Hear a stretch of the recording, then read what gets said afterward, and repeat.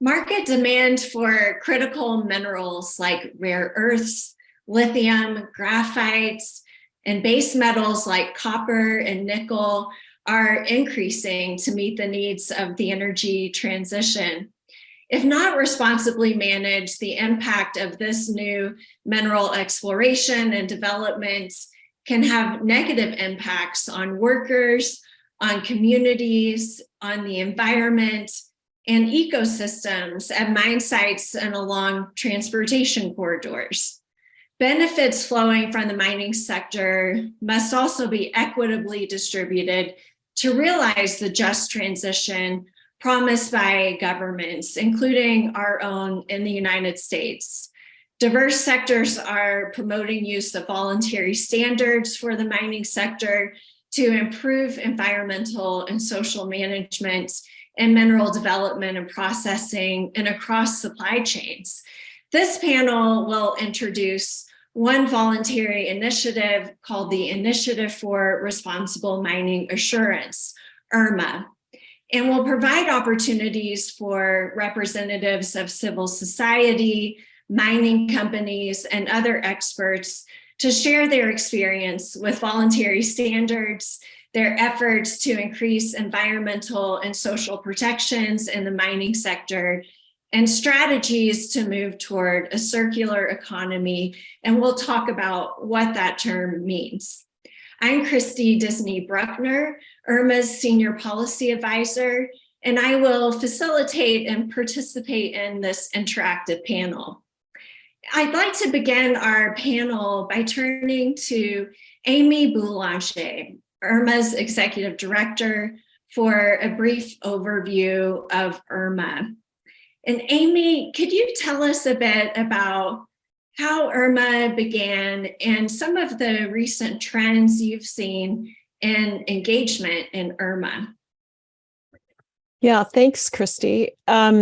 So IRMA's origin point was 15 years ago now. So while we're only just in the last year or two beginning to audit the first mines against the IRMA standard for responsible mining, its inception was 15 years ago when there was increasing awareness of mining, mostly because of jewelry-based issues like diamonds, and attention to what was being known in pop culture as blood diamonds and the harm that was happening to communities where diamond mining was happening. Now, of course, mining has been happening at an industrial scale for a century of growth and evolution in that, moving from what was known as pick and shovel to increasingly more mechanized and larger earth moving, producing materials that most of industrialized society uses every day. And so we all should have had a greater sense of what was happening with this extraction of these materials we're using, but really people didn't. And that's often because mining happens in places where much of urban society hasn't seen it and wasn't aware. But as there was an increasing awareness of where do things come from, and people more understanding where does your water come from, where does your food come from, where does your power come from, mining was a bit late to that game of awareness. But increasingly with issues like diamond extraction, that became more and more to the public fore. And you had jewelers reaching out to nonprofit NGOs like Earthworks, where Aaron works, saying, look, we don't want to be associated with harm like that. We're trying to craft something that we thought of as beautiful, that's meant to be something to convey emotional connections between people in the jewelry sector. And what can we do at the end of the chain? We don't own mines, we don't operate mines. How can we influence through our purchasing greater protections of people and the environment on which they depend?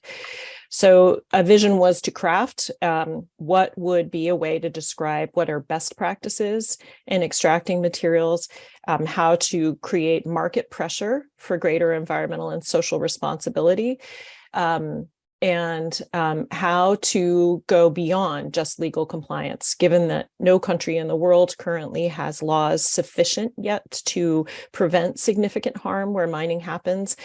Can we use a market tool to push not only corporations to improve practices, but to set an example and a template and a model for governments to strengthen their policies? And over those 15 years that it took real struggle to come up with what is a shared definition for responsible mining, in part because so much Trust has been broken over the years between industry and communities where mining has happened, and we've really needed to also create enough value and attention for improved practices. It was long and it was slow to craft such a definition and confidence that it could be something that would not be captured by greenwashing. But more recently, what's really been important is that it's not just been jewelry, but then you had the tech sector coming in with Microsoft paying attention to the materials that go into electronics and using IRMA as a tool to help drive that. And more recently, the auto sector with 6 car companies joining to say, we'll use this tool as we look at how to leverage back in our supply chains and do our diligence to reduce harm. Thank you. And one of the tools that IRMA uses that's so foundational is the IRMA standard for responsible mining. That standard covers a wide range of topics at a high level of detail. Could you share a bit about the IRMA standard and why this breadth and depth of coverage is so important to the diverse sectors engaged in IRMA? Well, so the IRMA standard has 26 chapters in it, and it's intentionally broad because while there has been increasing attention to social and environmental responsibility, often the attention goes to a particular issue where everyone's eyes turn, and often they're important issues: child labor, forced labor. But you then risk that you're missing the story at an site in the full range. And we don't want to trade worker health and safety off instead of Indigenous rights. We don't want to protect people's drinking water or biodiversity. And so the intention in having a standard that tries to capture all of the impacts that go with industrial scale mining under one roof is that you really get a full picture of what's happening at a given site. And so while certainly at any site, there's going to be some issues more important and more material or of concern to the communities most impacted than others, they have full sight, as do the purchasers, on that full range of issues. Thank you. And we know a standard is only as useful as it is in the world if it's actually used and implemented. And one way that IRMA really puts the standard into practice is through the IRMA audit process. Many standards for the mining sector only require companies to self-report against a standard. Why does IRMA require independent third-party auditors? So IRMA requires 2 things there, actually. It requires both independent third-party auditors. So there's IRMA, which has set a standard which is accountable equally to 6 different stakeholder houses. There is the mining company agreeing to be audited, and then there are the audit firms which have been selected and trained and approved by IRMA to do this, so that these audit firms, while being paid to do the work they do by the mining company agreeing to be audited, are accountable to IRMA and its diverse stakeholder sectors. So that's one important piece of that accountability to all sectors who might be impacted by the audit report. But then there's also the fact that before an audit begins, it is publicly noticed with active outreach to stakeholders, NGOs, labor unions, affected communities who would have perspectives on the mine site. And then a detailed audit report is going to be released also, which also is required to be public. And the reason behind this is we don't feel that you're going to have a full picture, an accurate picture of what's going on if the people who are most directly impacted by the extraction there haven't had a chance to speak, whether that be the workers who work there or the community around it. This isn't simply just a let's let people meaninglessly critique. It's about a real story for what's going on there, which is often helpful to the mining company to understand how do the stakeholders and rights holders that they work with feel about the operation there. It gives the company an opportunity to improve. It gives downstream purchasers a more accurate picture, or investors a more accurate picture of what is the relationship between the security forces at the gate and the community there. What's the relationship between Indigenous communities and their sense of have they given consent for the operations there. We definitely expect that mining companies are not going to be perfect, but the idea is by being at least transparent and having greater accountability on what the truth is at any given site, you can then begin to create value and a benchmark to show improvement over time.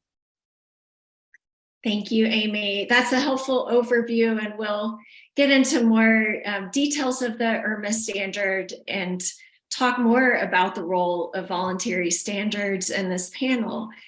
I'd like to move to introduce briefly our other panelists. Joining us on the panel today are Aaron Menses of Earthworks, Alan Young of Materials Efficiency Resource Group, MERGE, Jim Wormington of Human Rights Watch. And I'd like to briefly turn to each of you now to share how you are engaged in IRMA and the importance of improving management of the mining sector to your work. And I'll start with Alan. How are you engaged in IRMA, Alan, and how is this work important to you? So yes, thanks a lot. I've been involved, I'm based in Canada and working on mining issues with civil society, Indigenous and governments and progressive companies for around 30 years. So the work around responsible mining has been very central to my life for many decades now. I was part of the original group of activists who got together about 20 years ago to try and define a way to incentivize responsible mining instead of just fighting bad mines. We felt at the time that it was important not only to talk about problems, but talk about solutions. And IRMA evolved with other stakeholders as a practical solution set against that, rather than just to be always complaining about what was going wrong. Now I serve on the board as a member at large, and I'm actively engaged with the ongoing refinement of the standard and the assurance systems. Much of my current work is focused on designing and implementing circular economy strategies, which we'll talk about a bit in the future, later in this panel. But I think that the blend of stakeholders thinking together about what real solutions look like that are implementable by business, meaningful to communities and relevant to governments is unique and powerful, and hopefully stable in the long term to create powerful, practical, responsible solutions. So I'm a big believer in this and really pleased to see how it's evolved over the years. Thank you, Alan. I also appreciate that in addition to identifying the range of issues important across the sectors engaged in IRMA, we're actually proposing solutions and continuing improvement over time. I'll turn to you now, Jim, to share a bit about how you are engaged in IRMA and how improving management of the mining sector is important to your work. Thanks, Christy. Just to start, my name is Jim Wormington. I'm a senior researcher and advocate on corporate accountability at Human Rights Watch. Obviously, our work in the mining sector reflects the fact that mining, as Amy touched upon, remains one of the world's big drivers of human rights abuses, and in fact, resource extraction more broadly has been the case for many decades, and I think is the case as we see more extraction linked to the energy transition and more mining that will happen as a result of that. That continues the risk of human rights abuses and impacts and harms for communities. I have inherited engagement with IRMA from a colleague called Dewa Mavinga, who was Human Rights Watch's Southern Africa director, and an amazing Zimbabwean activist who very sadly passed away last year. Dewa was involved in the mining sector in his own country of Zimbabwe, doing research on the impacts, for example, of diamond mining in Zimbabwe, and seeing the devastating impacts of those mines on communities. He was looking, among other things, for ways to get more information about what mines are doing, but also more information that comes from sources that mining companies are open to working with and listening to, and that the investors and purchasers of mining companies are open to engaging with and listening to. I think that's one of the things that brought Dewa to IRMA, and is one of the reasons why I have inherited that and why we continue to engage with IRMA. Having said that, I want to be really, really clear that our work on standards within the mining sector, whether it's with IRMA, whether it's with the voluntary principles on security and human rights that we also participate in, or whether it's with standards that we don't participate in but engage with, often critically, is really about the accountability of those standards. So we see our voice on the IRMA board as primarily about holding IRMA accountable and holding the multi-sector process accountable to the strongest possible values, so that when mining companies are being audited, when the IRMA system is being designed, we see as much rigor and transparency and ultimately accountability to communities as possible.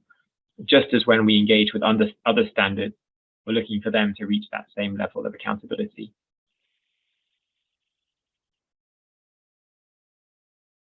Thank you, Jim. And we join you in honoring Dewa and his important role in IRMA, and share with participants as well that Dewa was such an inspiring panelist at the Mining Law Summit last year. So I encourage you to go back to the recordings of the panel from 2021 and learn from our colleague Dewa.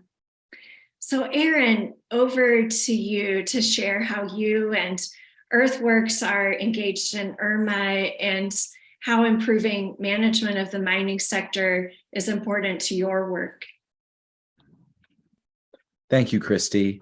Thank you for inviting me here. This is wonderful. This is a really great panel. I'm Aaron Mintzes. I'm the Senior Policy Counsel at Earthworks. And I'm formerly based in Washington, D.C. Tend to work a little bit on federal mining policy, but also about the supply chain generally for some of these energy material transitions. And gosh, 15 years it's been for IRMA. Well, I think Earthworks was probably there at the beginning. And we now also sit among one of the houses in the NGO sector, right, on the steering committee. And while I think, as we'll say quite a bit here, Earthworks is not a regulator, and neither is IRMA. And voluntary standards are not a substitute for government regulation.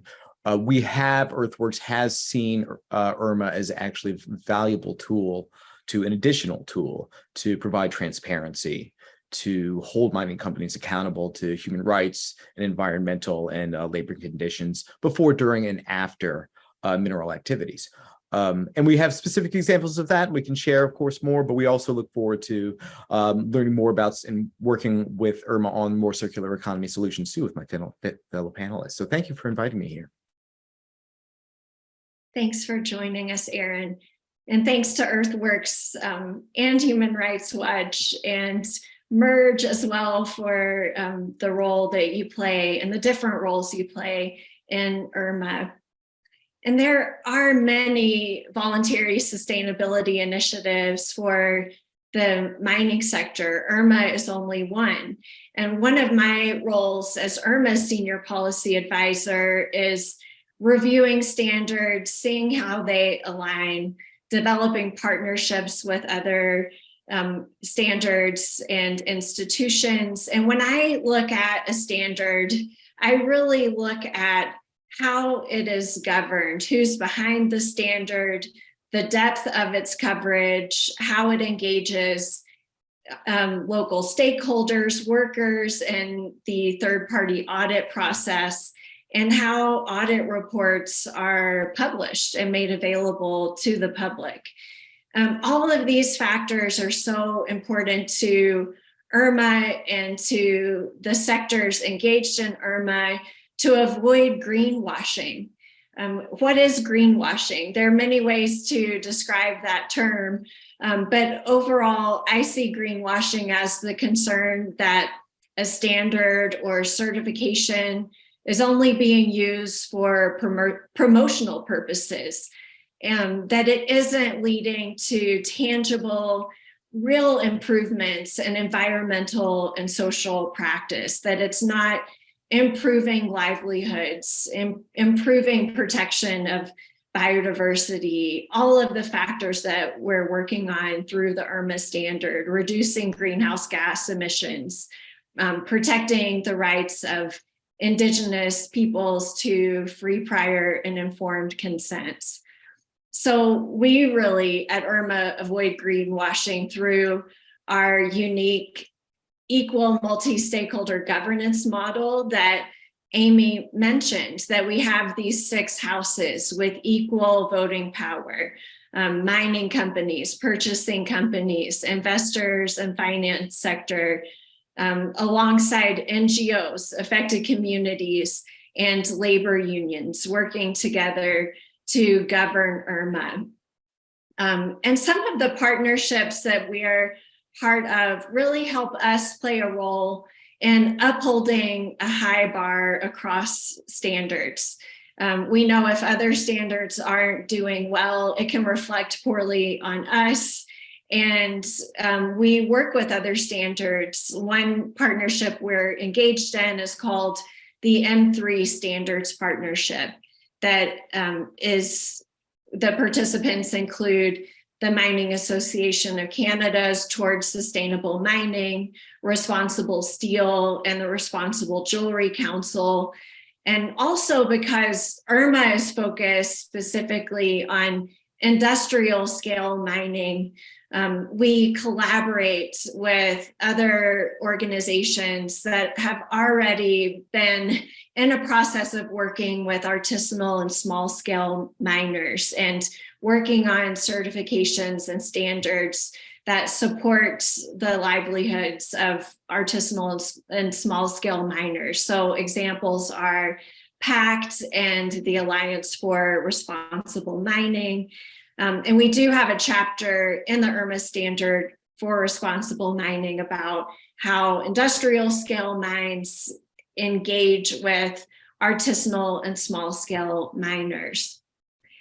In addition to these types of collaborations and partnerships, IRMA works with governments to use the IRMA standard for responsible mining as a benchmark for reviewing and improving legal frameworks.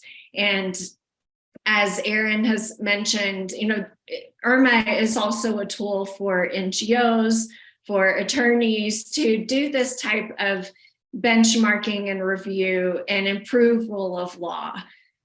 We have been, the IRMA standard has been referenced by governments, including the government of Australia, the European Union, the United Kingdom, and their new Critical Minerals Act.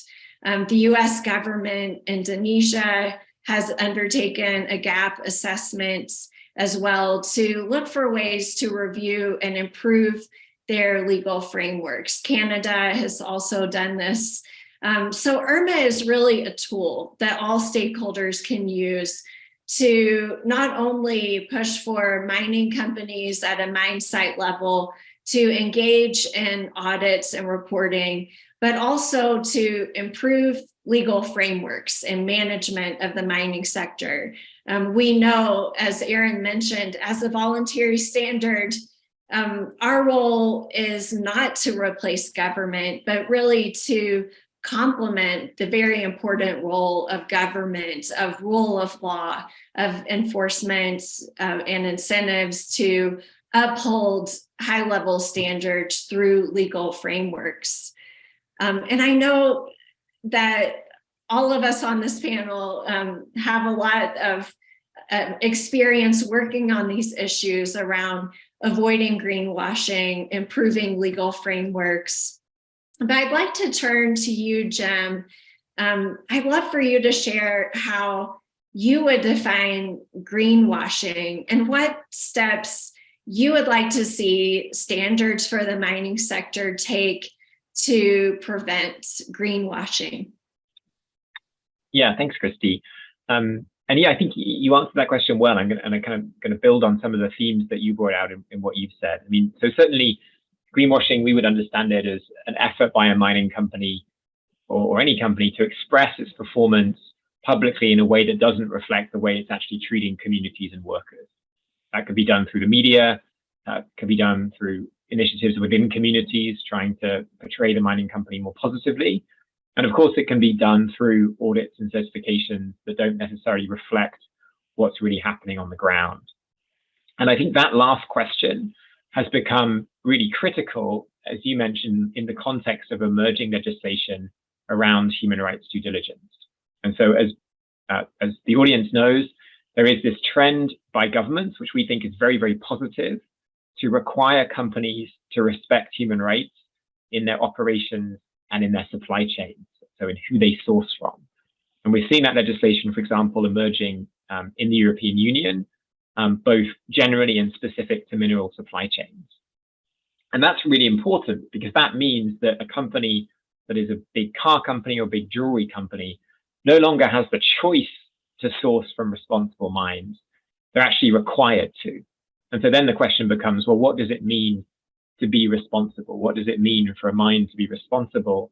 And how can a car company or a jewelry company really know?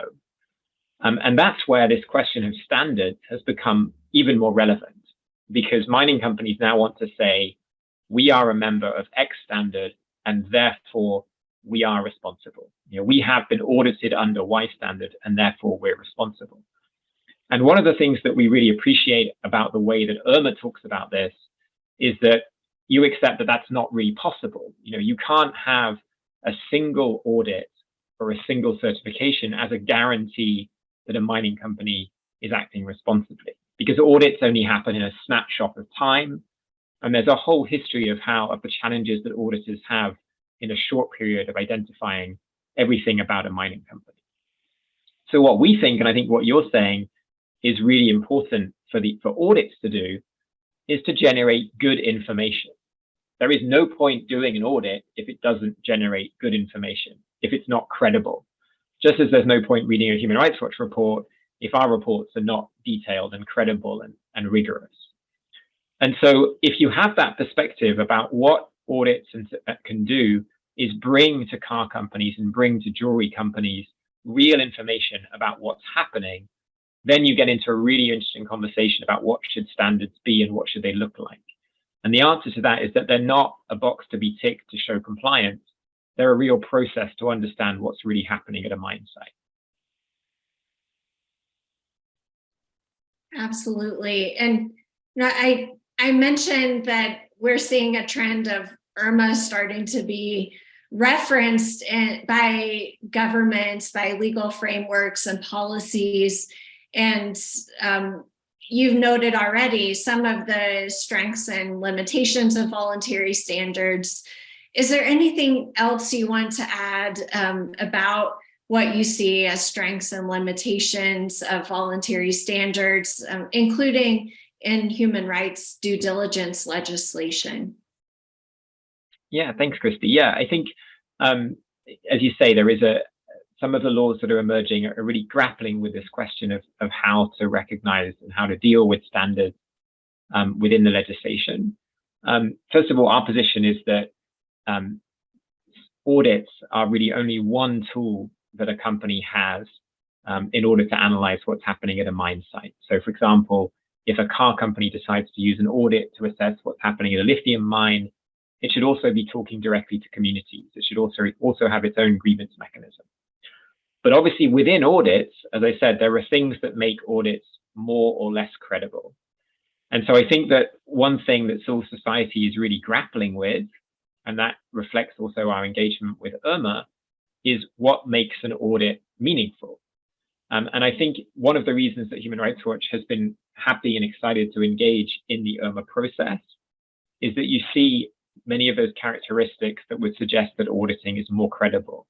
Things like an audit report that is made as public as possible, as transparent as possible, and really gives detailed information, which is not always the case with mining sector standards. Things like requirements to have communities to be consulted in audits in a meaningful way, and real detail about what communities should be asked.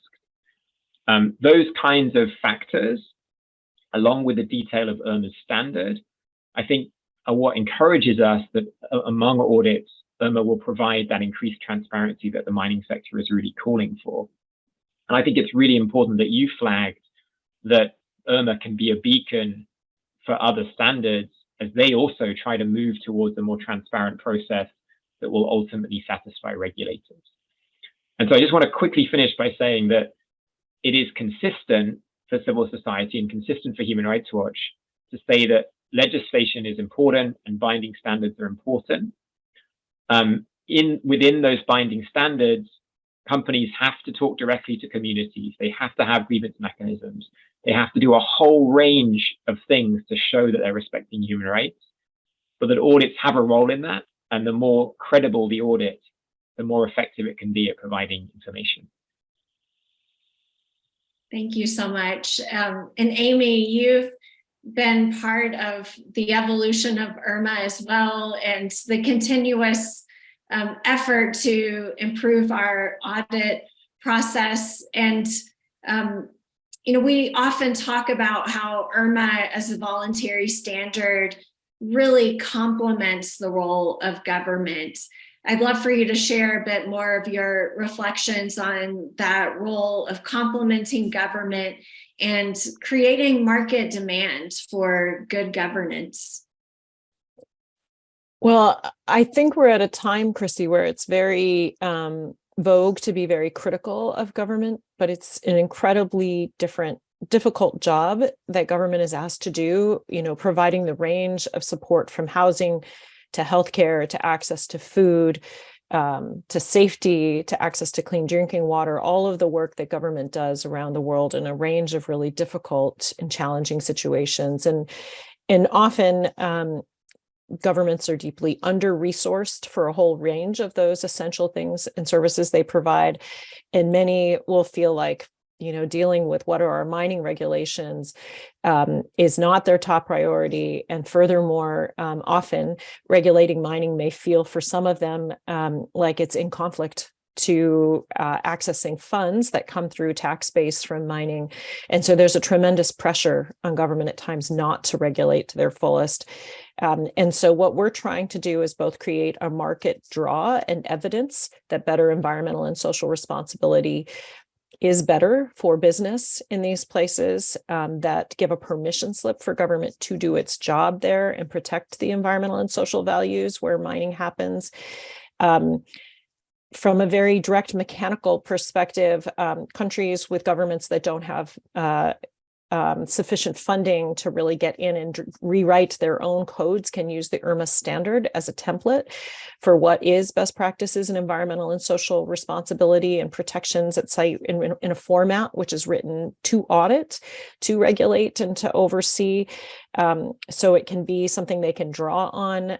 It's all open source material, so it can be copied and pasted into the expectations government begins to have. So as they're saying, look, our country wants to be responsive to the demand for materials for energy transition, but we're going to make sure we're not causing greater harm and exacerbating that. So we want to also be known for best practices in this place. So you've got purchasers who are making a commitment to support. Can they have an edge, not by putting out the cheapest materials, which may have been done with a lot of harm, but by distinguishing themselves for protecting human rights and clean drinking water and biodiversity, and full reclamation and circular economy, creating incentives for companies to look at materials in a circular way.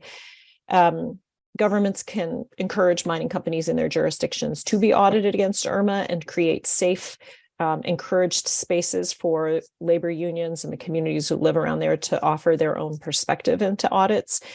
And governments with higher expectations and more rigorous law and regulations then become places where the mining companies in those places have an incentive, or actually more what I want to say is a basis from which to score higher in a system like IRMA. As we begin to have a consistent global standard expected, then instead of Australia or Canada or the US being viewed as regulatory burden because it expects more in environmental and social responsibility, you've got companies saying, look, because I already had to do that by law, I can take credit for that in an independent third-party affirmed way for the work that I'm doing already and have incentive for more. So rather than if a community in Nevada is critical of a project, feeling like, am I just exporting the impacts of this off to a place like Chile, Argentina, Indonesia, the Philippines, instead feeling like, no, we're going to float all boats. We're going to have a higher expectation of mining, no matter where it happens. And the governments that are creating incentive for that and expectation for that create a base from which mining companies can take credit for that. Thank you, Amy. And I came to IRMA looking for more tools to support my work with governments to improve their legal frameworks. And the level of detail in the IRMA standard is so helpful. So those of you who, whether you're working through an NGO, working with governments, working in a mining company, there's such good guidance in the IRMA standard for responsible mining. So I encourage you to take a look at the many topics covered. Erin, is there anything you would like to add about what you see as strengths or limitations of voluntary standards and how they have been important in your work based on your experience? Thank you, Christy. I appreciate that. I did want to note that for Earthworks, in areas of the world where our governance structures don't really serve the communities quite well, IRMA has been helpful to some of our membership and some of the communities we work with to help gain a sense of transparency about what is happening, what the company is doing, and frankly, what the government is doing. For example, this is true for, this has been true for projects in foreign countries and in places domestically, since Amy brought up, say, a Nevada community, right? We are mindful of what Jim was talking about with respect to greenwashing, and very mindful of the misrepresentation, and even in worst cases, even some misinformation. And we have and will use grievance mechanisms, the audit processes, and other appropriate mechanisms IRMA has where applicable to where the mining sector may be greenwashing their performance, especially with respect to, say, free, prior, and informed consent, or some of the during the operations processes. So we've done that domestically. We expect to, and in foreign countries too. And so we are very protective of when mining companies say that they are with IRMA, because we know what that means. And we believe that that means that, that they should be really speaking the truth. And that's what the mechanisms IRMA provides, the transparency provides, protects against misuse of IRMA's name and what responsible practice really should be. Thank you, Erin. It's so helpful to have that accountability. That's so essential to maintaining trust. Alan, anything you would like to add on what you see as the strengths and limitations of voluntary standards? Well, I think my colleagues on the panel have done a good job of outlining the relationship with how IRMA is complements and is not, sufficient but necessary part of the solution set.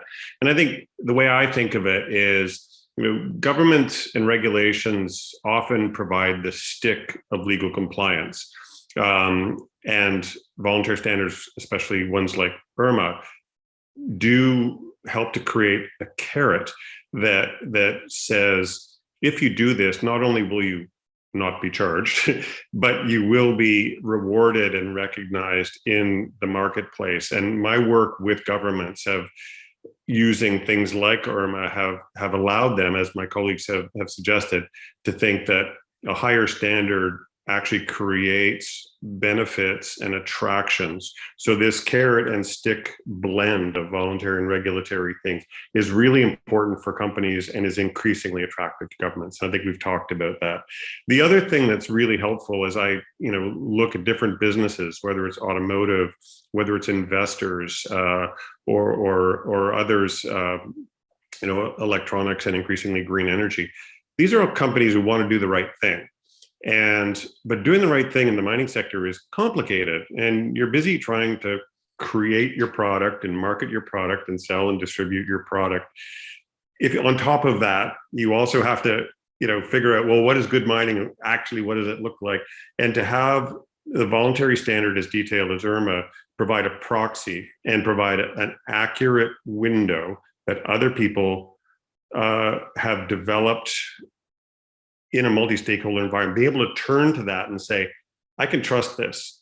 I'm going to go on with my business, but this part of my business will be supplied by something that's a standard that I can rely on. So just having a standard there as a solid proxy for good behavior allows other companies who are otherwise very busy doing good things to become part of that community of practice, to become part of that larger set of commitments without having to spend their time going into the weeds. So, it's a multi-sectoral governed process, but it's done by people who wake up in the morning and go to bed at night thinking about this stuff. And that provides great assurance for other businesses to be able to do the right thing with confidence and to talk to their consumers and business partners about the fact they're doing the right thing with confidence. So in and of itself, I think that allows the growth and adoption of responsible practices in a way that is invaluable, saves everybody a lot of time, and allows people to sleep at night a little bit better. So I'll leave it at that. Thank you, Alan. Well, it's important for any standard, voluntary standards for the mining sector in particular, not to be static, but to evolve over time in response to the experience of stakeholders and rights holders, in response to the evolution of international norms and good practices. And that is certainly true with the Initiative for Responsible Mining Assurance. This year, we're undertaking a review, as we do periodically, of the standard for responsible mining to update and make improvements based on best practices.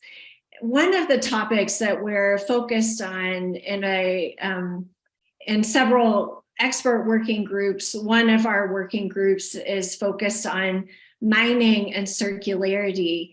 And Alan, you co-facilitate that working group with me. So I'd like to turn back to you again to explain to us what is a circular economy approach to responsible production and use of minerals. I had the opportunity to work in Finland a number of years ago, worked with some of the Nordic nations who kind of opened my eyes to the bioeconomy and circular economy. And I became really intrigued with its application to the minerals and mining sector, because in many ways, metals and minerals are ideally suited to perpetual use. You can indefinitely reuse, recycle, and maintain these systems in use over a long time. And so I've become increasingly fascinated and convinced of the value of circular economy model for the minerals and mining sector. Someone once described a circular economy as an economy without a tailpipe, and I think that's a helpful analogy. It's an approach, sort of an integrated strategy that addresses a range of climate, environmental, social issues associated with both the primary and secondary production of materials in a way that seeks to reduce waste while actually capturing greater value from the materials and processes throughout the whole life cycle of minerals. As I say, minerals are ideally suited to this. You use less energy in future recycling processes or reusing. And minerals as elements don't degrade over time. So if you design the supply chain correctly, you can continue to use minerals indefinitely, unlike say plastics or paper or others which degrade over time. But that is also something that requires a very different approach to production, to the design of processes and others. In essence, you want to treat not a mineral product, but a mineral service. What service can copper provide throughout its entire history of use, rather than how do I create a copper product, which will eventually be recycled. So it's a very different mindset, but one that has the potential to create and capture more value while reducing liability. As you referenced earlier, it's an inconvenient truth that renewable energy is very materials intensive. To collect, to transmit, and to store renewable energy is actually quite materials intensive. So there's a wide range of metals and minerals that are required to build that infrastructure over time. And we are going to have to, unfortunately, the unfortunate reality is we're going to have to mine our way to a renewable future. And we have to figure out how to not only recycle better and reuse better, but mine better. This is just part of what we're facing. And it's a great challenge and a great imperative, which will require much better use of secondary materials, but also much better approach to primary mine to materials. And, you know, it's about designing products and services to recover material and, wherever possible, reuse material. Batteries are a really interesting example of how you can upcycle, for example, car batteries into household or industrial level batteries. These things can be done. We don't have to always go back to primary recycling. We can reuse things in different purposes to avoid energy and avoid materials. We need better technologies and infrastructures and policies, and we'll come back to this later, for extracting metals and materials from the consumer products, and also we need to think about things like existing mine waste. Right now, for example, we tend to focus on extracting, say, copper or nickel or whatever from a mine. We leave a lot of materials in the ground, in mine tailings, and if we thought about this differently, we would be thinking very differently about mining value from those waste products to give us anything from silica to rare earths, which are existing as the sort of waste piles of existing mine waste, because we've been just too focused on primary extraction for particular target minerals. We have to rethink that. And ultimately, we also want to think about not just how do you stabilize mine sites, but how do you, after you're using them, but how do you regenerate and repurpose mine sites so they become more active and productive parts of future landscapes. So it's a systems approach. It's about designing processes, designing products so that waste is not something that is normalized, but waste becomes a resource that is used and valued throughout each step of the supply chain. Thank you, Alan. We appreciate the expertise that you bring on this important topic. And Earthworks also has immense expertise on this topic of circularity. But before I turn to Aaron to share some of that experience, I'd like to show a short interview of presenting one perspective of a mining company leader. So we'll turn now to hear about circular economy from the perspective of Malcolm Shang, who works with ArcelorMittal and is also on IRMA's Mining and Circularity Expert Working Group. Hi, Malcolm. You are a leader in ArcelorMittal's work to integrate circular economy strategies. And you've also served on IRMA's expert working group on mining and circularity. So we're so pleased to bring your expertise onto this panel. And I'd like to start this brief session with you by asking, what is ArcelorMittal's general approach to integrating circularity concepts? Thanks, Christy, and thanks for having me on this panel.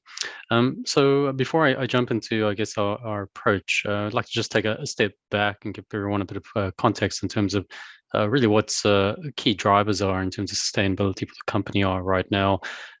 We've made some very bold commitments, especially in terms of being a carbon neutral steel producer by 2050. And that's really been the major driver in terms of a lot of our sustainability initiatives most recently. How the circular economy and the principles integrate within that, it's really complementary in terms of helping us along our path to net zero. And if you actually go through each of the principles in terms of circular economy, eliminating, minimizing waste, that speaks to a lot of in terms of reducing your waste at the beginning, which really speaks to when you think about net zero, trying to transition to more clean energy sources. There's obviously a component in terms of reusing waste as resources. There's a component in terms of reusing scrap steel, which essentially reduces the CO2 footprint in terms of steel production.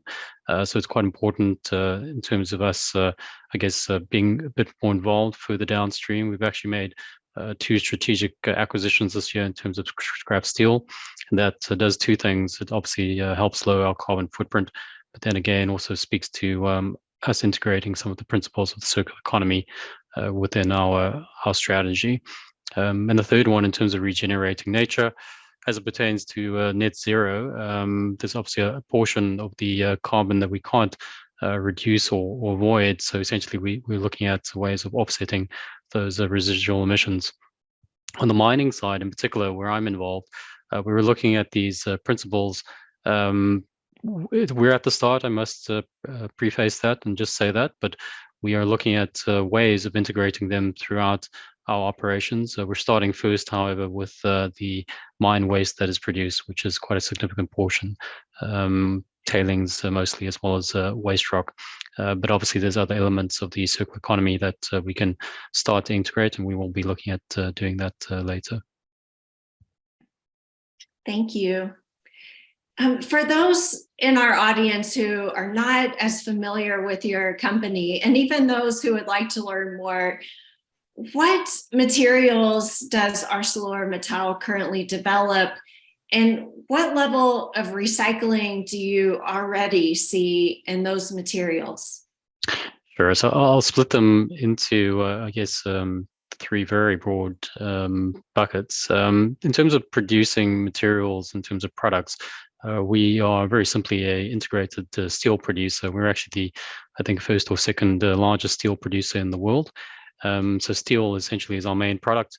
What differentiates us from many other companies is that we are integrated in terms of the primary extraction phase, in terms of iron ore and some metallurgical coal, which is then used in the steel production. And then obviously we create the steel and then sell that to our customers. In terms of steel itself, it's actually one of the most recycled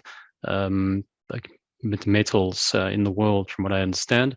There's varying estimates out there, but I've seen some percentages in terms of 80 to even 90% in terms of recycled steel. I think that differs from regions. I think the more developed countries and regions like EU and North America probably have the higher rates and potentially lower recycling rates in other parts of the world.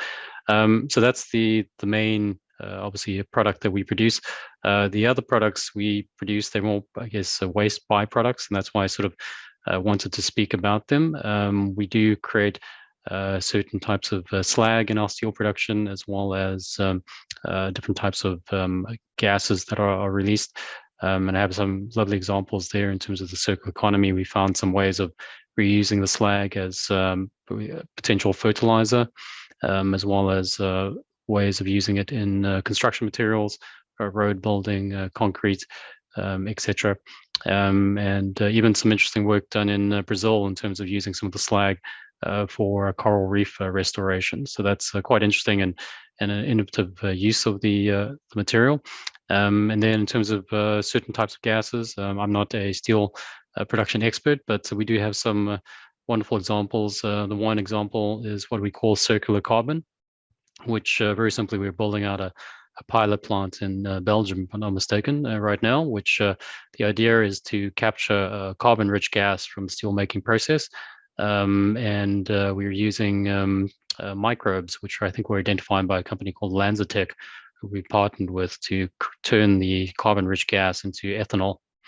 So from that waste product, we're creating a product that potentially we could sell not only as fuel, but there's also a number of different byproducts that can be made from it as well, which we're just starting to explore the possibilities there. And then on the other side, in terms of the mining side, there's just a very big portion of waste materials that are produced. In terms of mining, mining companies in general, not just ours, typically focus on the ore of interest, whether it's iron ore or something else, and the rest of the material to get to that ore is seen as waste material. So we're looking at ways now and exploring ideas in terms of one, characterizing that waste and trying to find other uses for it. But it's quite an interesting and exciting part of our journey right now in terms of exploring that. Well, thank you for sharing those very concrete examples. And I can see that this work really takes a diverse range of expertise working across disciplines. There are many lawyers and engineers in the audience today, but we definitely need technological innovation, the contributions of a wide range of sciences, social, and others to really respond to the need for a circular economy. And you mentioned in outlining ArcelorMittal's principles and the principles of circular economy, the need to bring more scrap and recycled materials in. And I'd like to know, when you're considering bringing scrap and recycled materials in at the mineral processing level, for example, how do you consider social factors like the need to avoid child labor and collection of these materials, the environmental factors such as producing greenhouse gas emissions and processing recycled and scrap material?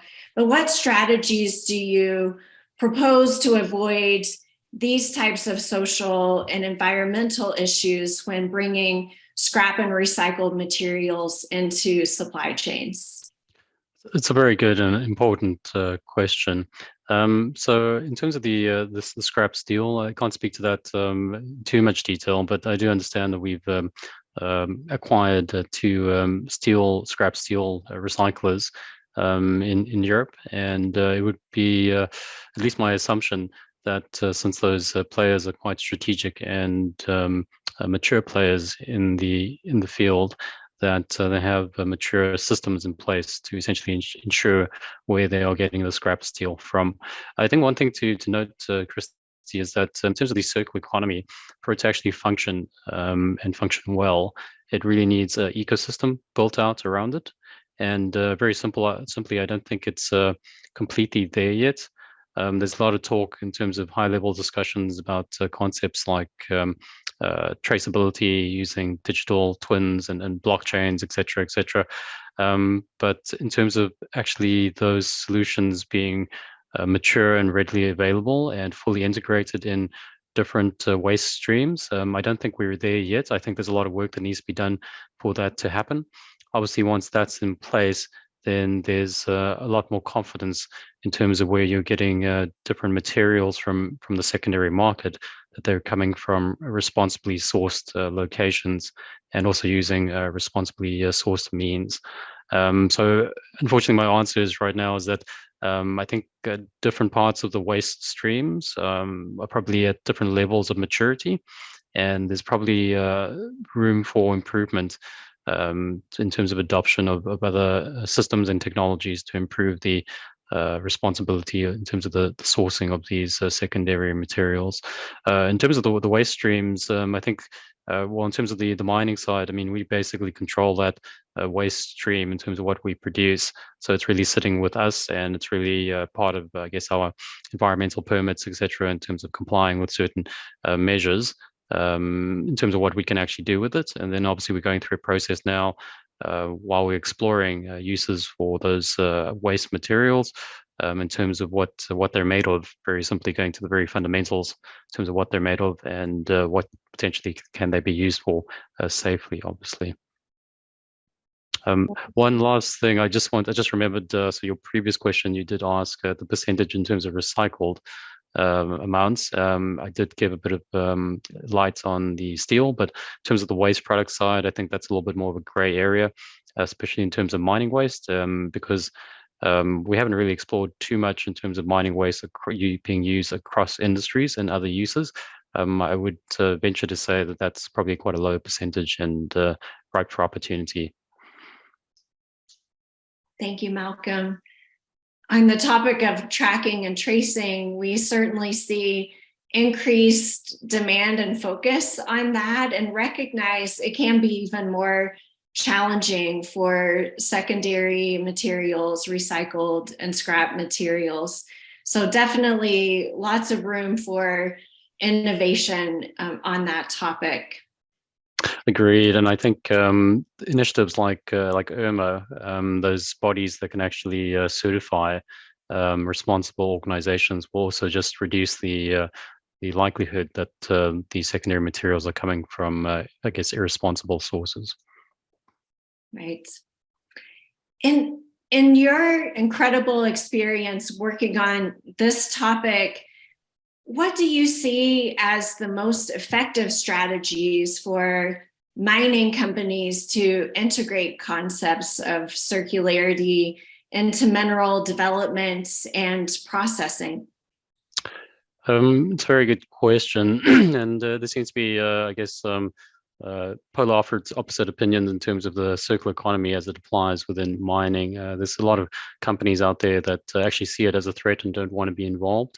And there's others that are really embracing it. My opinion, and this is my personal opinion, is that the circular economy is gaining traction globally, and it's pretty much it's a question of whether you want to be disrupted or be the disruptor.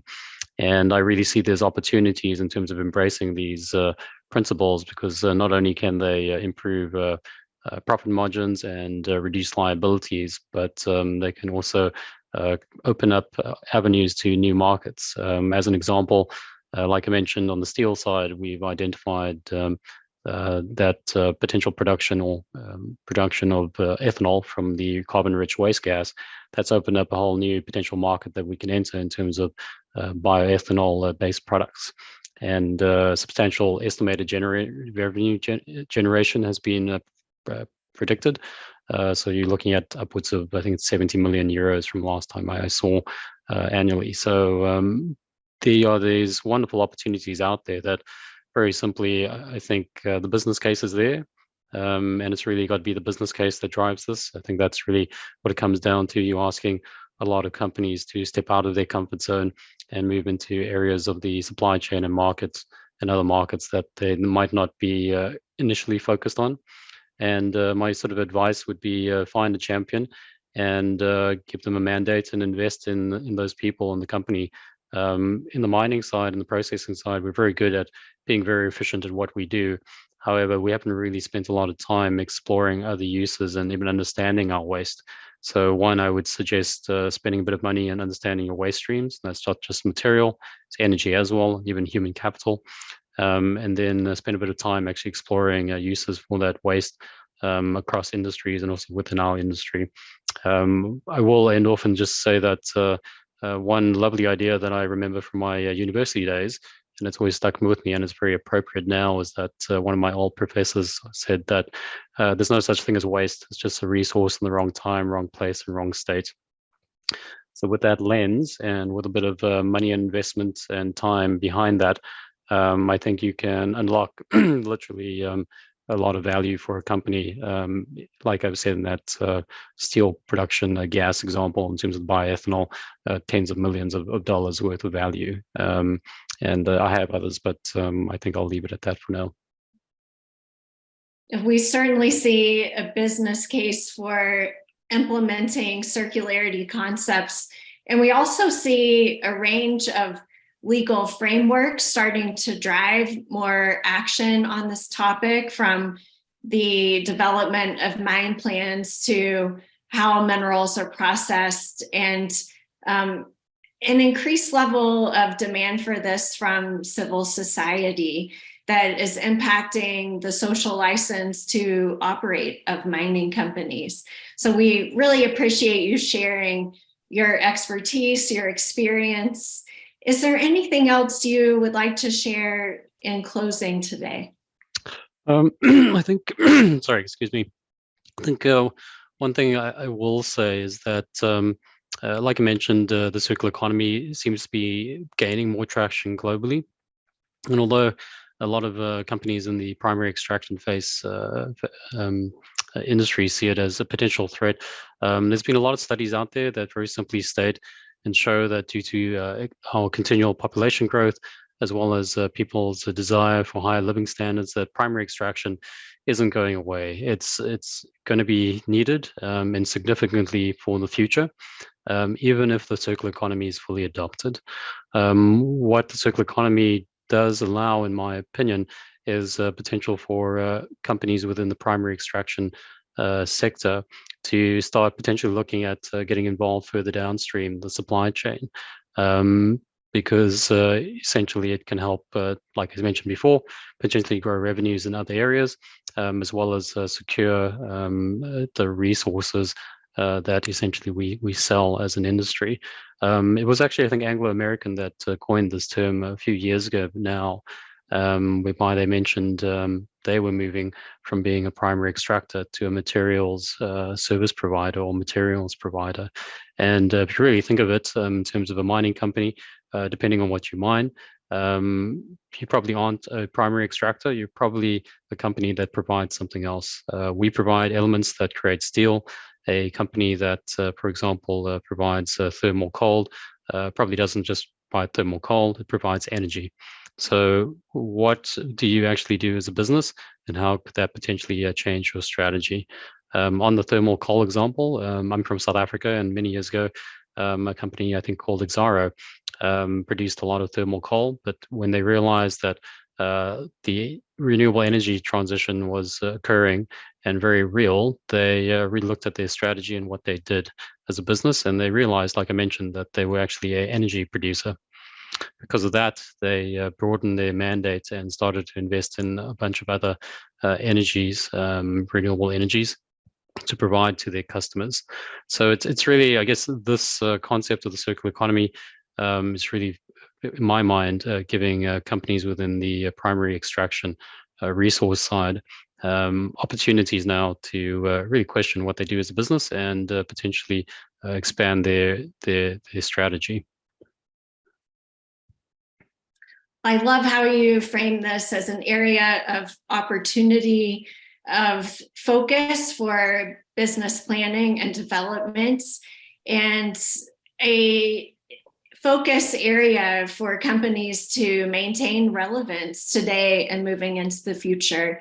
Thank you so much for your contributions, Malcolm. No problem. Glad to be here. And if anyone would like to connect with me, I'm always happy to discuss this topic further and network. So feel free to reach out to me via LinkedIn.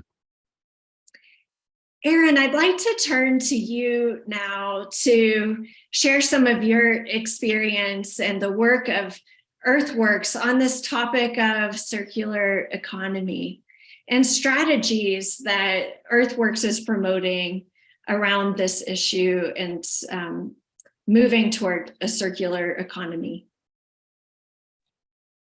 Thank you, Christy. It's my pleasure.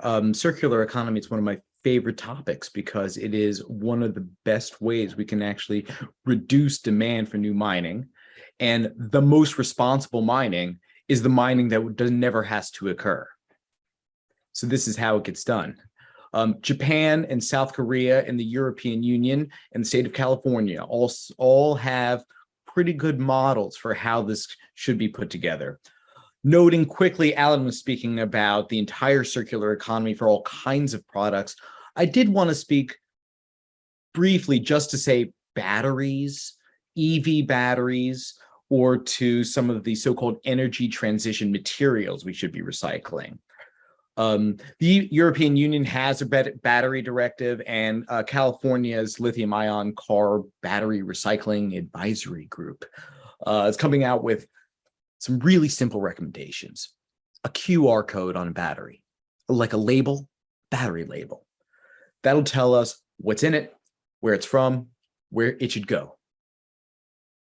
We should define producer responsibility. That actually reduces liability. And that way we can provide some of the right incentive, put the right incentives in the right place. In the United States, so I talked about some of those foreign countries and of course, California, which is going to be doing those recommendations, I expect. In the United States, we have the infrastructure law, which is throwing out a lot of grants and studying battery labeling in particular, as well as the Inflation Reduction Act, which is incentivizing domestic and North American material recycling already. So whether we're coming from California domestically or the European Union or the United States' own blueprint, the Department of Energy blueprint for battery recycling, we have good models out there for labeling, for reducing reducing liability and assessing producer responsibility, and building a more responsible materials economy here. And that's even before we get to the mining part.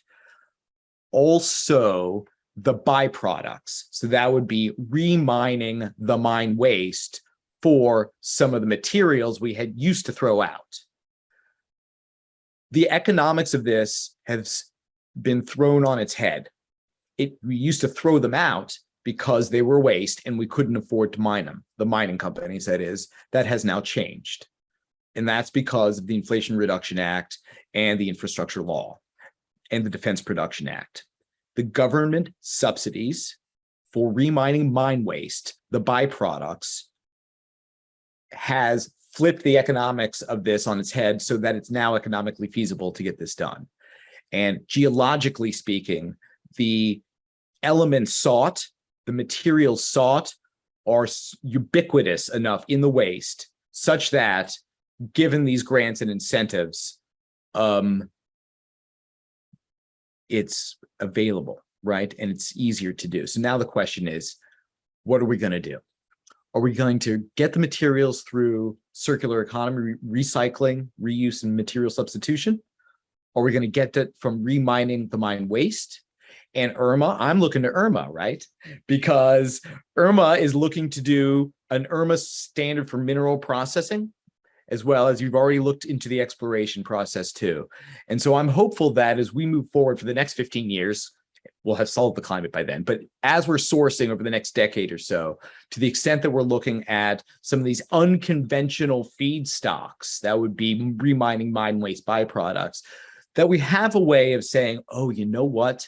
The free, prior, and informed consent of that community impacted by the mine in the first place, the subsequent expansions. And now that we're going back there for the byproduct materials in that mine, we are earning the free, prior, and informed consent of the impacted communities when we're throwing money at these mines to now remine them for the byproducts. That's something that we can probably accomplish, I think, and that's what's happening now. We just want to make sure the government, our government, is doing that, and I think IRMA can be a useful tool to shine some accountability and transparency on the process of getting the materials from some of these old waste piles. Thank you, Aaron. So for those of you in our audience, whether you're an attorney, a social scientist, an engineer, you can see just on this topic of circular economy, the need for innovation. Aaron has just listed over a dozen new laws that are coming up So there's a huge need for you to engage on this topic, and a huge need for companies to integrate the strategies of circular economy into business plans to remain relevant as a business, and to remain relevant across stakeholder and rights holder sectors. And Alan, you mentioned before the useful tools of providing incentives for companies to take action, for other actors to take action. And on this topic of circular economy that you've studied so much, can you give some examples of incentives that are really serving as drivers of company action on this topic? Sure. I think it's important to think about whole supply chains, or is often referred to as value chains, from the community level supply all the way through the mining, manufacturing, and consumer end. And so what's really important to know that this burden or the opportunity does not lie in one segment. It actually needs to be shared and can be valuably shared throughout whole supply chains. And that includes the reduction of waste through primary and secondary material. So what I see most is sort of preferential procurement policies. So whether you're an automaker, or it could be a preferential investment policy, you will have a set of criteria that says, in order to qualify for our customer list or our supplier list, you will have met the following standards. And this, as per my earlier comment, to have a proxy for a comprehensive set of standards like IRMA is very, very valuable in designing procurement and investment policies. So you can screen out companies who choose not to, and provide incentives and clear indications of preference for those who are part of systems like IRMA. So that's probably the single most powerful piece. You design in responsible producers, you design out those, and that can happen all the way through the supply chain. So, if you're a large manufacturer, say an IKEA or a BMW or whomever, you can just say, if you are part of our family of suppliers, here is what we need to know about where you get your materials from. If you want to continue to be part of our suppliers, you will provide evidence that you are responsibly sourcing from this. Often what we see is they say, can't happen right away, but over 3 to 5 years, we want you to be fully, material supplied or compliant with this. So having graduated, clear procurement and investment standards is probably the single greatest way that we can see this, and having that alignment throughout the supply chain is really, really important. Again, miners, manufacturers, consumers, investors, we all have a role to play. Nobody can be passive in this. And I think that is there. The other important point, it's a bit wonky, but it's actually really important. I think it comes back to Jim's point about data. Data is something that we share from the mine site through to the consumer. So if I'm buying something, if I'm buying a car and I want to know, where the steel or the aluminum or the copper came from, we need to have data that's traceable through that supply chain. So an important part of what we all need to work on is a consistency in data standards that allows you to go from one part of the chain to the next. So this is just sort of a building block. In and of itself, it's not an incentive, but in the absence of good shared data on common areas with something as clearly articulated as IRMA is, we won't be able to achieve this full supply chain integrity, which I think is really important.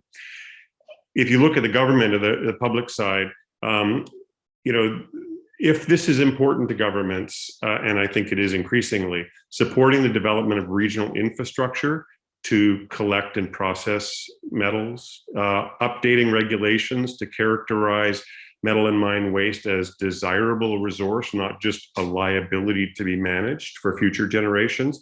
Coming back to Aaron's point, laws need to be updated because right now there are disincentives and actual regulatory barriers to doing the right thing because we just treat waste as a liability. We don't treat waste as a resource.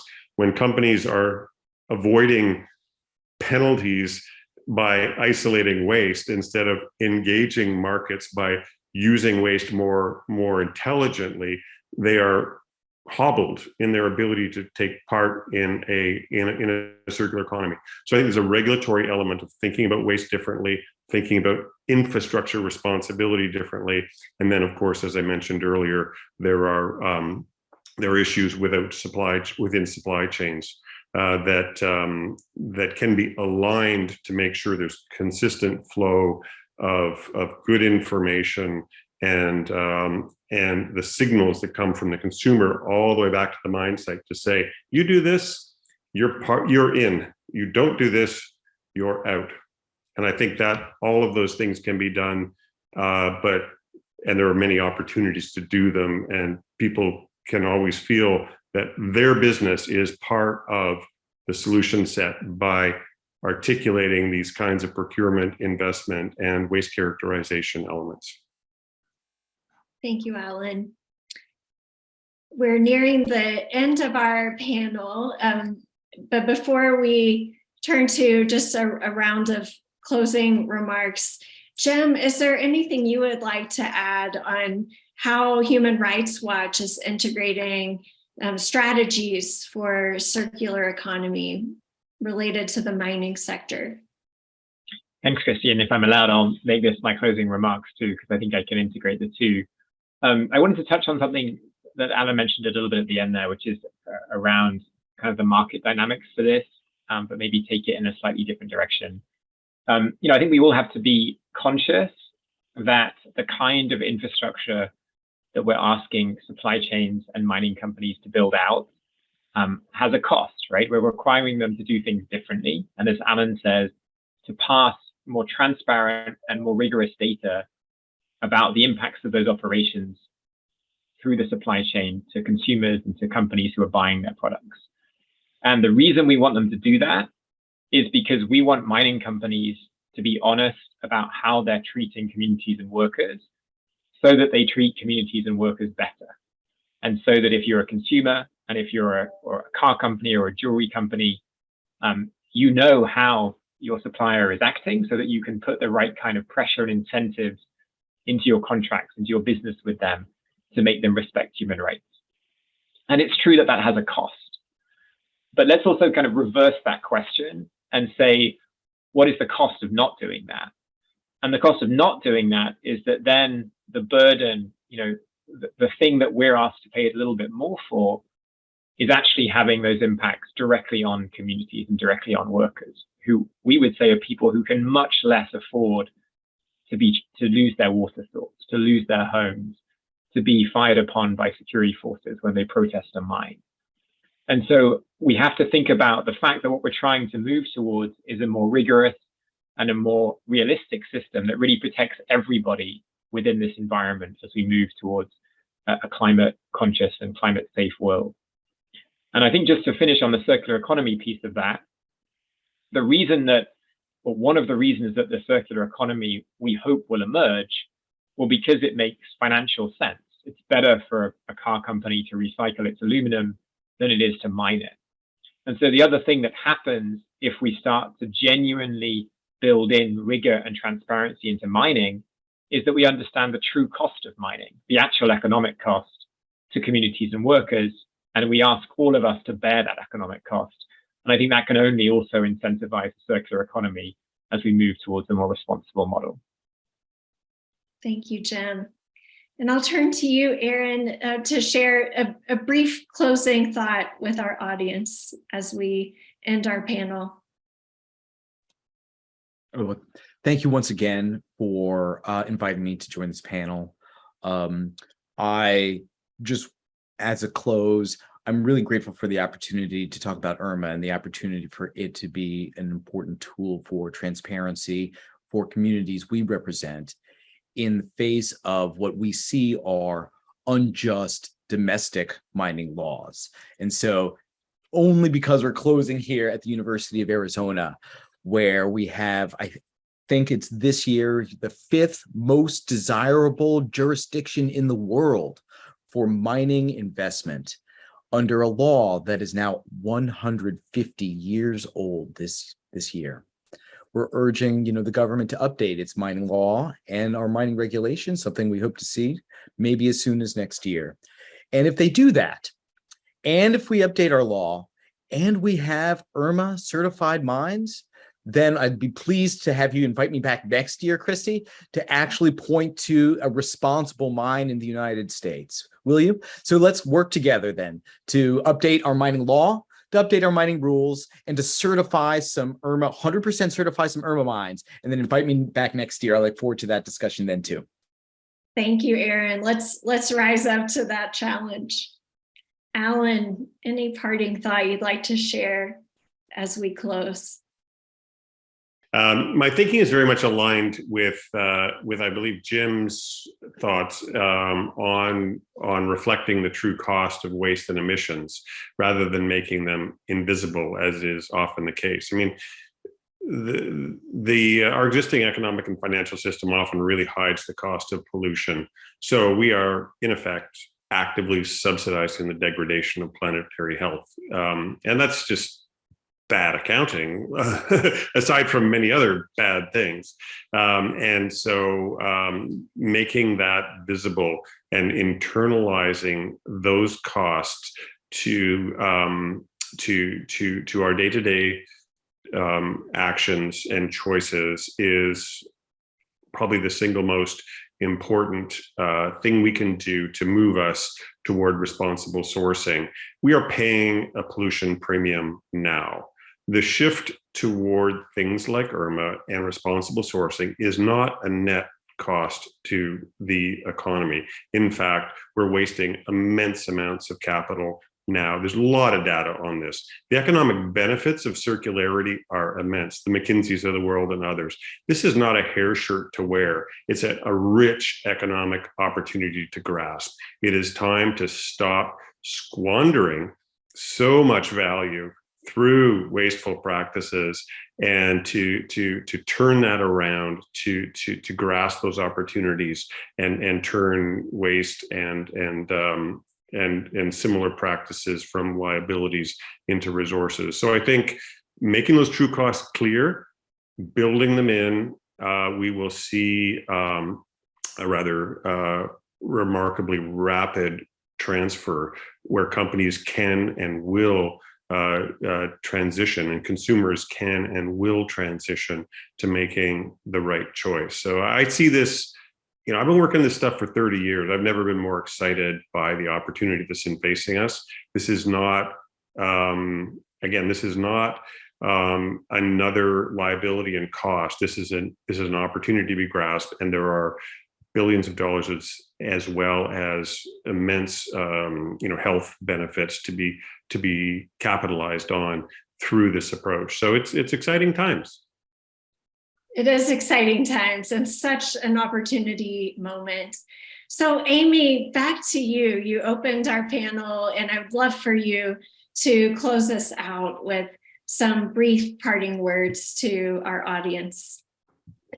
It's really hard to follow your other panelists, who so moved me, and I really share this feeling of the hopefulness that we've been charged with by Jim and Aaron and Alan, all looking forward. But I think I'd like to do a last call out to the mining sector specifically, because I think hearing all of this, especially from so many people, particularly associated with NGOs and change-oriented focus, can be very daunting.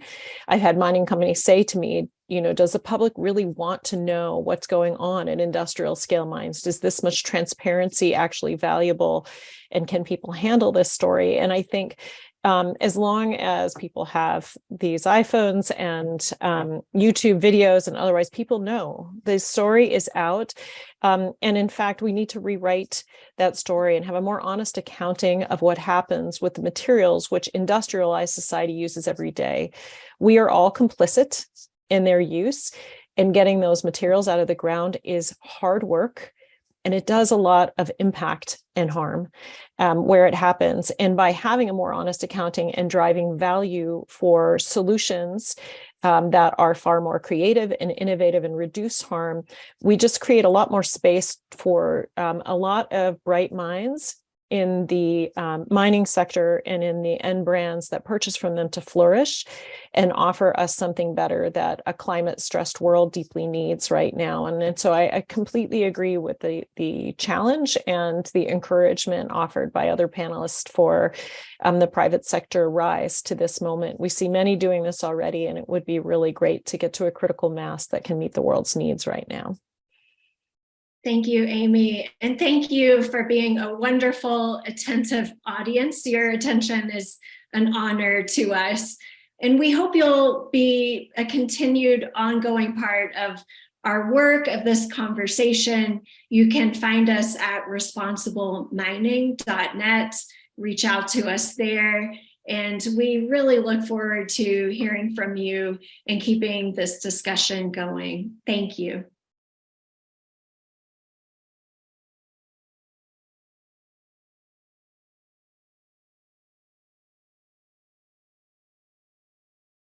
Well, thank you, Christy, and your panel. I see that unfortunately, we've lost most of the panel that we had with, and so Aaron, you're our sole representative from the panel, and I also see that David Clary is online.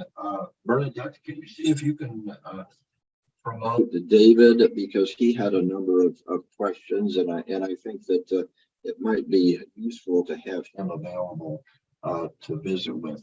David, if you're willing to do that. But I will note that our very first, hey David, thank you for appearing. I will note that our very first Mining Law Summit addressed the issues of recycling mine waste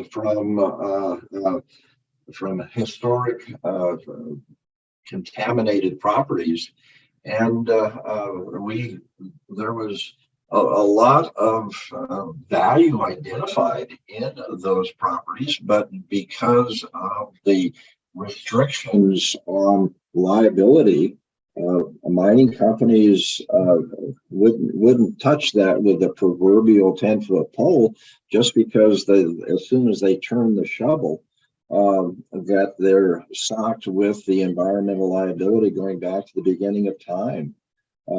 Aaron, are you aware of any efforts back in Washington to change this? John, thank you so much for inviting me back. Yes, you're referring to Good Samaritan legislation in the harvest mining context. And so recently, I think it was in late September, for example, the Senate Environment Public Works Committee, a couple of subcommittees of EPW, invited my boss and a few other folks to testify on a bipartisan Senate bill about Good Samaritan. Okay. So yes, there are these efforts afoot. It's fascinating and complicated, especially I guess if you're a law school, right? Yeah. So they're both CERCLA, Superfund liability issues involved, as well as Clean Water Act liability issues involved. And so the solution, there are a number of solutions to this. We're one of the things that we're urging. In addition, we can discuss the legislative reforms too, right? But the Environmental Protection Agency already has an administrative process to grant selective liability waivers to bona fide Good Samaritans. An administrative order on consent through the EPA's recently created Office of Deserts, Mountains, and Plains. I'm sorry, I always get the name wrong, right? Desert, Mountains, and Plains, I think it is, to administer these kinds of AOCs for Good Samaritan projects that would qualify. So there was already an administrative process to do this. The administration generally is looking at some fundamental principles for domestic mining reform. Good Samaritan liability is among those as well. And so that's, I feel like, where we are. There are legislative processes afoot to create the liability waivers for certain pilot projects that are simple pilot projects. So we're mainly talking about 402 waivers. That would be a Clean Water Act 402 waiver, I believe, for point source discharges into waters of the United States. So we'll see what happens. But yeah, there are legislative opportunities available, and we can expect to see probably very soon, by maybe as soon as this month or next month, recommendations from the federal government in the Good Samaritan space. Yeah, well, the big problem that I've always seen in that is that the very definition of good Samaritan left out the possibility of someone coming in there with a profit motive. Obviously that, a lot of these contaminated areas are significantly valuable to extract the metals from that. But anyway, I certainly appreciate your efforts in getting that resolved too. One comment that we had in the Q&A, and I think that we've resolved it now. If anyone has any questions, please post it in the Q&A and not the chat. There was some criticism of the panel as not including an industry representative, and of course we did have Malcolm there. But it may be useful to look at the background of and how that was created. Aaron, do you think that are you in a position where you could give us some feedback on that, on the creation of IRMA and the industry participation in its creation? Thank you. That's a good question about the creation of IRMA. I mean, my cursory understanding is that so ArcelorMittal appeared on the panel remotely too, and my understanding is that they are an industry representative on IRMA, an actual mining company as well, right? Yeah. And there are a number of other end users who also constitute the steering committee of IRMA, including vehicle automakers like BMW and GM and Ford, for example, right? But this is an Anglo-American and ArcelorMittal, right? So they're the mining companies that are involved in IRMA. Oh. David, are you able to answer any of that? Yes, I mean, I guess I'm partly here as chair of the Mining Association of Canada, and really my knowledge is of the Towards Sustainable Mining initiative that is now in 11 countries around the world. Is sort of and I hope Aaron doesn't mind, we're not identical to IRMA, but it's sort of a parallel. And I think there's kind of an ecosystem of different standards that have emerged and are kind of working with each other to find that alignment and sort of the value of truly creating a standard or a combination of standards that are workable for companies and are practical for downstream minerals users and metal users to specify in their sourcing. And I think that was raised, the idea of automakers and other consumers of metal to be able to reference and specify in their procurement that they're meeting certain standards. And we've been working through the Towards Sustainable Mining program to create alignments with other standards. There's Copper Mark, there's Responsible Steel, there's the World Gold Council has a responsible gold mining standard. And so there's kind of an ecosystem that is developing. And I think our all trying to work together to find the right sort of sweet spot of standards and who can be involved in defining practical and effective standards.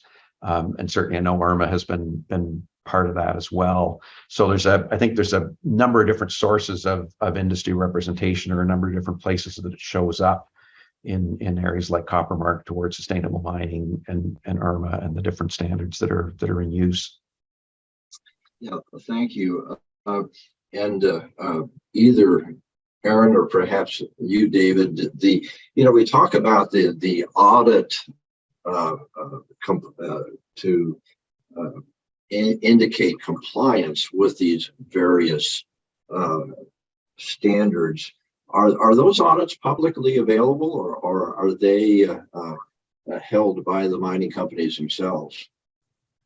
I think we each, but between IRMA and TSM, I think we both try to work towards the principle of transparency and of the evaluations being available. I know with TSM, you can go on and certainly the mining.ca website for Canadian operations that are verified through the Mining Association of Canada, and you can see the scores that specific operations have received in the different criteria and the different protocols. So there's that level of transparency. There is now, I believe, we've added in a sort of a summary report from the external verifier.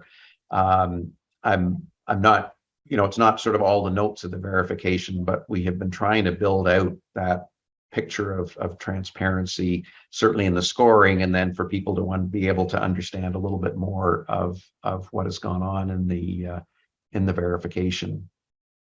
So basically, you have some sort of a scoring system as opposed to the details of the audit.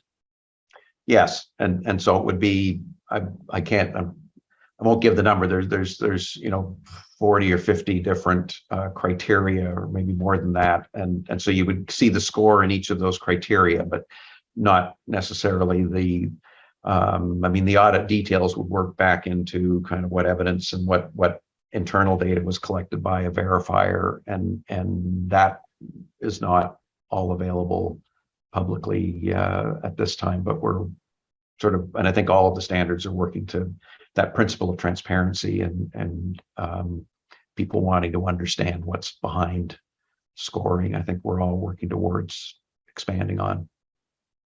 Sure. Well, I think that certainly the industry and probably the public is concerned about the standards that most of the world is being held to, and you look to some of the issues arising out of the Chinese operations and at the Democratic Republic of Congo. What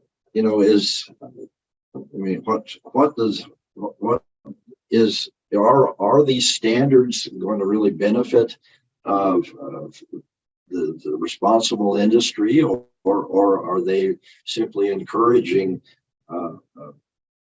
those industries or those countries that are considered irresponsible? I think I don't know if there's I was going to defer to Aaron if you want to start, since I've just been speaking, but I think it's I guess each of our certainly to think of IRMA and towards sustainable mining, those are somewhat company specific. Towards sustainable mining goes on a model of being adopted by the mining associations in different countries, and then in each country there's a multi-stakeholder panel. So that's the effort within each country to bring different stakeholders into the standard setting and review process.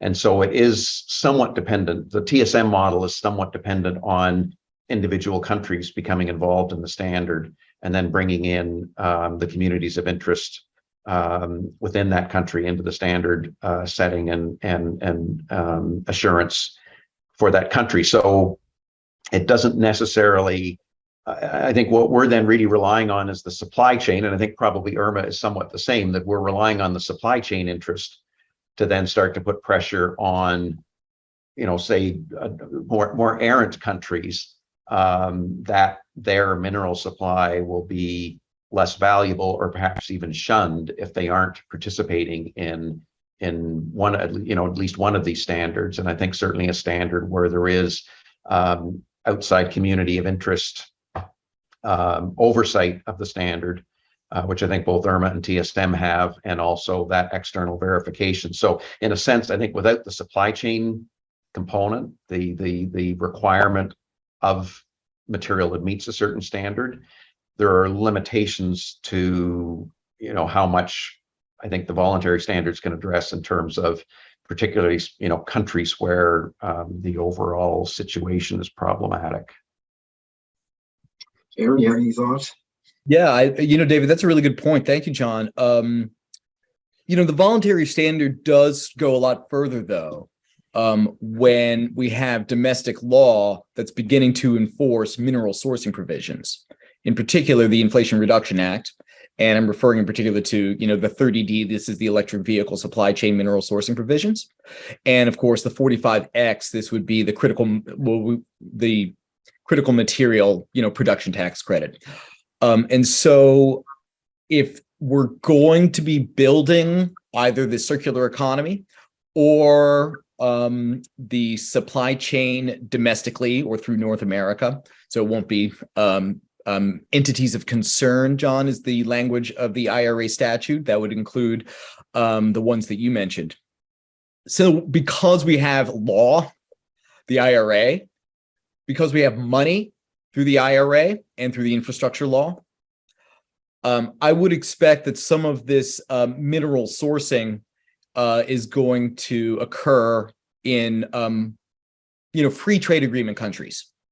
And so then the benefit that IRMA provides, especially since investors are part of the investor communities, are part of the standard setting, part of IRMA, and because frankly, the end users, that is the purchasers, Microsoft is on IRMA, GM and Ford, as I mentioned earlier, because they derive such ESG benefit from the responsible sourcing certification IRMA provides. When you couple that with money from the infrastructure law and requirements for the mineral sourcing provisions from the IRA tax credits, I feel like there's going to be a lot of incentive for purchasers, mineral purchasers, to want higher ESG standards through IRMA, through regulation, better mining laws, et cetera. Okay, well, I think that we've taken a look at most of the questions that were posed. And David, I appreciate your willingness to be impressed into service here. And Aaron, thank you very much for taking the brunt of questions here.